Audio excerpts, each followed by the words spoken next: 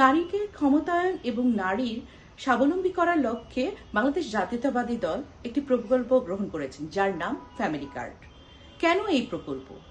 আমরা জানি, গবেষণায় দেখা গেছে যে একজন নারীকে যে ক্ষুদ্র সহায়তা করা হয় বা ক্ষুদ্র ঋণ দেওয়া হয় বা যে কোনোভাবে ক্ষুদ্রভাবে সহায়তা করা হয়, সেই নারী প্রাথমিকভাবে তার সন্তানের স্বাস্থ্য এবং শিক্ষা খাতে সেই সহায়তাটা খরচ করেন বা ব্যয় করেন।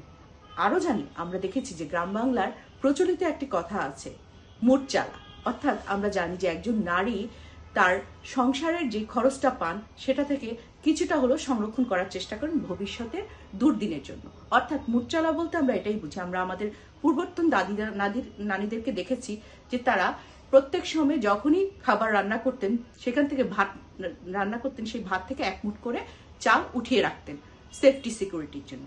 তো আমরা দেখেছি একজন নারীকে যদি কোনো কিছু সহায়তা প্রদান করে, সে তার সংসারের পিছনেই সেটা ব্যয় করে। তো এই জন্যই হচ্ছে নারীকে স্বাবলম্বী এবং নারীকে ক্ষমতায়নের শীর্ষে নিয়ে আসার জন্য এই উদ্যোগ।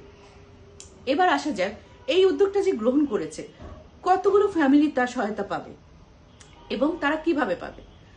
অনলাইনে মাধ্যমে তাদের সেই ফর্মগুলো পূরণ করতে হবে এবং তারা প্রায় 50 লক্ষ পরিবারকে প্রাথমিকভাবে এই সহায়তা দেওয়া হবে এবং তাদেরকে এই 2 থেকে 2,500 টাকা মূল্যের খাদ্যদ্রব্য এবং নিত্য প্রয়োজনীয় দ্রব্য প্রদান করা হবে।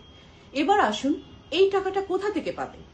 অনেকেই প্রশ্ন করছেন যে এই টাকাটা কোথা থেকে আসবে, এই ফ্যামিলি কার্ডে টাকাটা কিভাবে আসবে বা কিভাবে তারা এই ব্যয়ভার বহন করবে।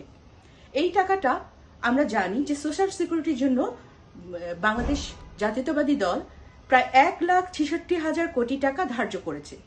তার মধ্যে থেকে যদি 50 লক্ষ পরিবারকে 2,000 থেকে 2,000 টাকা করে দেওয়া হয়, তাহলে প্রায় প্রতি মাসে 1,000 কোটি টাকা খরচ হবে।